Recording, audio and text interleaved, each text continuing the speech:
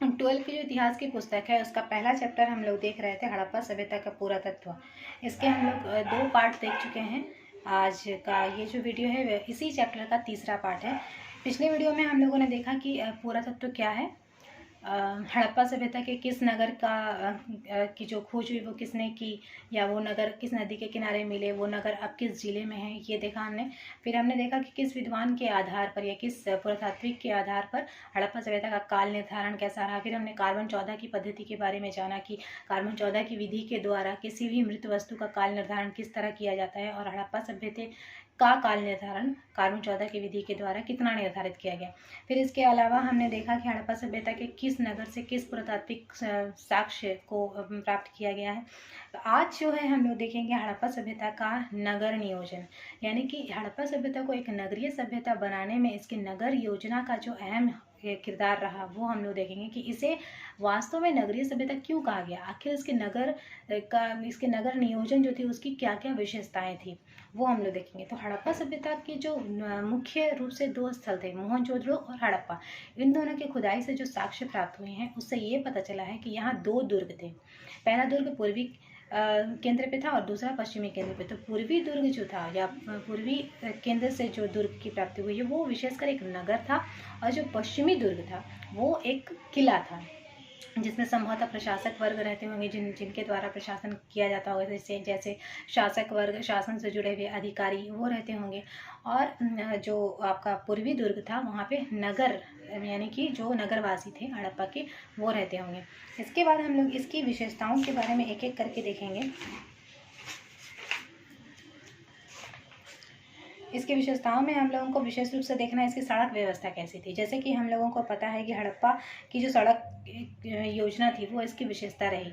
सड़कें बहुत अच्छी, बहुत सुंदर पक्की ईंटों की बनी हुई थी, बहुत साफ़ सुथरी हुआ करती थी। वो सड़कें एक दूसरे को समकोण पे काटती थी, एक चौराहा हुआ करता था, सड़कों के दोनों किनारों पर मकान हुआ करते थे, सड़कों की साफ़ सफाई की बहुत समुचित व्यवस्था की जाती थी, ये देखेंगे। तो इसके अलावा यहाँ पर जो सड़कों की लंबाई चौड़ाई दिया हुआ है उसका आप लोगों को माप लिखना बहुत ज़रूरी। तो वो मैं टेक्स्ट बुक में आपको कैमरा ला कर दिखाऊंगी, वो आप लोग वीडियो को पॉज करके उसका नोट्स टाइप बना लेना। इसके बाद इसकी जल निकास प्रणाली के बारे में देखेंगे कि जल निकास प्रणाली जैसे कि जो दूषित जल होता है उसको किस तरह से निष्कासित किया जाता था। जैसे घरों से कुछ दूषित जल निकल रहा है उसे किस तरह से मुख्य नाली में लाया जाता था, और मुख्य नाली का जल कहाँ जाता था, किस तरह से उसको निष्कासित किया जाता था। नालियाँ कैसी होती थी, नालियों की सफाई की कितनी और कैसी व्यवस्था थी वो हम लोग देखेंगे। नालियाँ पक्की ईंटों की, नालियों की जो बनी हुई थी वो पक्की ईंटों की थी, उसको किस तरह से ढका हुआ रहता था, उसमें बदबू ना आए इसके लिए क्या सुविधा थी, उसकी साफ़ सफाई समुचित व्यवस्था, साफ़ सफाई जो है वो समय समय पर हो सके उसकी क्या व्यवस्था थी वो हम लोगों को देखना है। और हाँ, यहाँ से जो विशाल सार्वजनिक स्थल मिले हैं जिसमें एक स्नानागार जो विशाल क्षेत्र मिला है, विशाल सार्वजनिक स्थल मिला है जिसको कि स्नानागार कहा गया है, उसकी लंबाई चौड़ाई कितनी थी और उसको किस पर्पस से या किस उद्देश्य से उसका इस्तेमाल किया जाता था वो देखेंगे। तो संभवतः ऐसा अनुमान लगाया जाता है कि जैसे सामूहिक सार्वजनिक रूप से अनुष्ठान कभी होते होंगे, जैसे कोई पर्व त्यौहार में कोई अनुष्ठान होता होगा तो उस समय ये स्नानागार लोगों के द्वारा उपयोग में लाया जाता होगा। तो इसकी व्यवस्था कैसी थी, इसमें जल कहाँ से आता था, इसका दूषित जल कहाँ जाता था, जल की क्या व्यवस्था थी, लोग इसका उपयोग किस प्रकार करते थे, ये हम लोग देखेंगे। फिर एक और स्थल मिला है जो है अन्नागार। अन्नागार जैसे हम लोगों गोडाउन बोल सकते हैं, वहाँ पे कैसे अनाजों को रखा जाता था, और ये इतना विशाल था तो यहाँ पर जाहिर सी बात है कि बहुत बड़ी मात्रा में अनाजों को रखा जाता होगा। तो इतनी बड़ी मात्रा में अनाजों को रखना और उसे सुरक्षित रखना लंबे समय तक, उसको किस तरह से रखा जाए कि वो अन्नागार प्रकाश युक्त भी हो और हवादार भी हो, ताकि वहाँ पर अनाजों को जो रखा गया है तो उसको कीड़ा ना लगे, वो अनाज बर्बाद ना हो। इसकी क्या विशेषता थी, क्या व्यवस्था थी वो देखेंगे। जिस तरह हम बात कर रहे हैं कि हर जगह पर पक्की ईंटों का प्रयोग होता था, तो ईंटें किस तरह की होती थी वो हम लोग देखेंगे। ईंटों की लंबाई चौड़ाई माप जो है वो देखेंगे। तो ये थे उसकी नगर विशेषता। अब मैं आप लोगों को टेक्स्ट बुक में दिखाऊंगी जिसको आप लोगों को नोट करना है कि लंबाई चौड़ाई किसकी कितनी थी। देखिए, हड़प्पा की जो नगर योजना थी उसकी विशेषताओं में पहली विशेषता थी उसकी सड़क व्यवस्था। सड़कें कैसी होती थी, तो मोहनजोदड़ो की प्रमुख जो विशेषता थी वो उसकी सड़कें थी। यहाँ की जो मुख्य सड़क प्राप्त हुई है उसकी लंबाई दिया है 9.15 मीटर इसकी चौड़ाई थी, जिसको कि पुरातत्वविदों ने राजपथ कहा है। जैसे हमारे यहाँ NH होता है उसी तरह से इसको राजपथ कहा गया। जो अन्य जो सड़कें थी उसकी चौड़ाई थी 2.75 से 3.66 मीटर तक। ये जो एक जाल पद्धति के आधार पर इसको नियोजित किया गया था और ये सड़कें एक दूसरे को संपूर्ण पर काटती थी। कहने का तात्पर्य यह है कि एक सड़क इस तरह से जा रही है, दूसरी इस तरह से आ रही है और बीच में ये दोनों एक दूसरे को संपूर्ण पर काटती थी। शायद संभवतः ये हमारे आज की सड़कों की तरह यहाँ पे चौराहा हुआ करता होगा। इस तरह से जो पूरा नगर था वो कई खंडों में विभक्त हो गया था। इस पद्धति को ऑक्सफोर्ड सर्कस का नाम दिया गया है। सड़कें मिट्टी की बनी थी और इसकी सफाई की समुचित व्यवस्था थी। यहाँ पे कूड़ा करकट फेंकने के लिए कुछ कुछ अंतराल में गड्ढे खोदे जाते थे और इसी वहाँ पर एक कूड़ादान रख दिया जाता था। मोहनजोदड़ो की एक सड़क के दोनों किनारे चबूतरे पे बने होने के साक्ष्य मिले। मतलब सड़क के दोनों किनारों पर चबूतरे बने होते थे। शायद वो चबूतरा राहगीरों के विश्राम के लिए बनाए जाते होंगे। संभवतः इन चबूतरों पर जैसे कि ये कह रहा है कोई दुकानें लगती थी और कुछ कुछ वस्तुएं वहाँ पे बेची जाती थी। जैसे हमारे यहाँ फुटपाथ होती है शायद उसी तरह की ये कोई पद्धति उस समय भी रही होगी।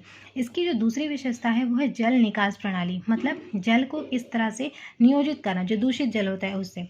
तो इसके यहाँ पर ये बोला जा रहा है कि यहाँ के अधिकांश भवनों में निजी कुएं में स्नानागार होते थे। भवन के कमरों, रसोई, स्नानागार, शौचालय आदि सभी का पानी भवन की छोटी छोटी नालियों से निकलकर गली की नाली में जाता था, जो संभवतः बड़ी होती होगी। गली की नाली को मुख्य सड़क के दोनों ओर बनी पक्की नालियों से जोड़ दिया जाता था।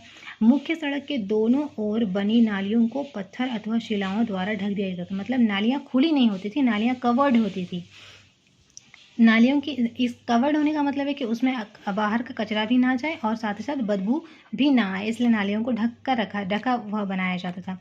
नालियों की सफाई और कूड़ा करकट निकालने के लिए बीच बीच में नरमोखे, जो मेन होल हम लोग बोलते हैं, वो बनाए जाते थे। नालियों की इस प्रकार की अद्भुत विशेषता किसी अन्य समकालीन नगर में देखने को नहीं मिलती। इसीलिए इस व्यवस्था को नगरीय व्यवस्था या इस सभ्यता को नगरीय सभ्यता कहा गया। इसकी तीसरी जो विशेषता है वो है स्नानागार।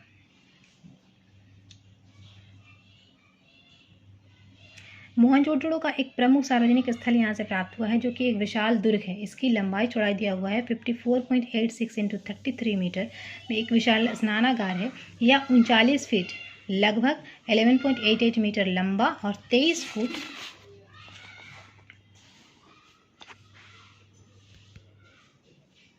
लगभग 7.01 मीटर चौड़ा और 8 फुट लगभग 2.44 मीटर गहरा है। इसको नोट करना है। इसमें उतरने के लिए उत्तर और दक्षिण की सीढ़ियाँ बनी होती थी। स्नानागार का फर्श पक्की ईंटों का बना होता था। संभवतः इस विशाल स्नानागार का उपयोग अनुष्ठानिक स्नान, जैसे कि मैंने बताया कि किसी तरह का पर्व त्यौहार होता था तो उसमें सार्वजनिक स्नान के लिए ये स्नानागार यूज़ होता था।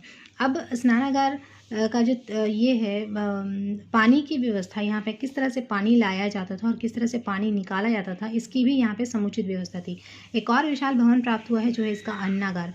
इसमें ये मोहनजोदड़ो से प्राप्त हुआ। यहाँ से क्वेश्चन आता है कि अन्नागार किस स्थल से प्राप्त हुआ है। हड़प्पा के किस स्थल से अन्नागार के अवशेष मिले, तो आपको बताना है मोहनजोदड़ो से। मोहनजोदड़ो में 45.72 मीटर लंबा एवं 22.86 मीटर चौड़ा एक अन्नागार मिला है। हड़प्पा के दुर्ग में भी इस तरह के 12 कोठागार मिले। ये भी क्वेश्चन पूछता है। ये 2 कतारों में 6-6 की संख्या में थे। सोचिए कितना अच्छी तरह से इनको नियोजित किया गया है। ये धाने कोठार ईंटों के चबूतरे पर थे। प्रत्येक का आकार 15.23 मीटर × 6.09 मीटर है। अन्नागार में हवा जाने की समुचित व्यवस्था थी। अन्नागार का जो आकार है वो इतना अच्छा बनाया गया था कि इसमें समुचित हवा भी आ सकता था और यहाँ पे रोशनी की भी उच्च कोटि की व्यवस्था थी, ताकि अनाज जो है वो बर्बाद ना हो। इसके बाद हम बात करेंगे ईंटों की। तो चूँकि इस सभ्यता में हर जगह ईंटों का प्रयोग हुआ है, तो यहाँ पे ये देखना कि ज़रूरी हो जाता है कि ईंटों की जो लंबाई चौड़ाई थी वो कितनी थी। हड़प्पा संस्कृति के नगरों में पकाई हुई ईंटों का प्रयोग भी यहाँ के नगर नियोजन की एक प्रमुख विशेषता है। ईंटें जो है चतुर्भुजाकार होती थी। ये सवाल भी पूछता है कि ईंटें जो थी वो किस आकार की हुआ करती थी। मोहनजोदड़ो में प्राप्त सबसे बड़ी ईंट जो मिली है उसकी जो औसत लंबाई थी 51.43 × 26.27 × 6.35 सेंटीमीटर। सामान्यतः जो ईंटें प्राप्त होती थी उनकी लंबाई चौड़ाई और ऊंचाई थी 27.94 × 13.97 × 6.35 सेंटीमीटर ईंटें यहाँ पे प्रयुक्त होती थी। तो ये थी ईंटें। अब जो यहाँ पे सबसे इम्पॉर्टेंट बात यह है कि मिस्र की सभ्यता में पक्की ईंटों का स्थान मिला है, जो कि धूप में सिखाई हुई। इस प्रकार हम देख रहे हैं कि मिस्र की सभ्यता, मेसोपोटामिया की सभ्यता और हड़प्पा सभ्यता, ये तीनों ही सभ्यताएं एक दूसरे के समकालीन थी। तो इसीलिए चूँकि हड़प्पा सभ्यता में पकी हुई ईंटों का प्रयोग हो रहा है, तो हम देख रहे हैं कि मेसोपोटामिया की सभ्यता में जो ईंटें मिली है वो भी पकी हुई है, और जो मिस्र में की सभ्यता से जो ईंटें मिली हैं वो भी पकी हुई है, लेकिन धूप में सुखाई हुई है। तो इस तरह से हमने देखा कि हड़प्पा सभ्यता की जो मुख्य विशेषता है उसकी नगर प्रणाली या नगर नियोजन वो कैसी थी और उसकी विशेषता क्या थी। इसको अच्छे से नोट्स बना लेना और पढ़ाई करना। Thank you.